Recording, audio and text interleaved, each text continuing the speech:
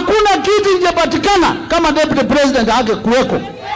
Alafu sasa ifike wakati wake tunaanza kuleta kasheshe hatimara iko hii. Ateti na bunge kuma kiama kia Jubilee gukira mutongoria wa mung'ethaniro Raila Odinga makiuga muoroto wake ni kuraga kiama kia Jubilee guku magitetera William Ruto.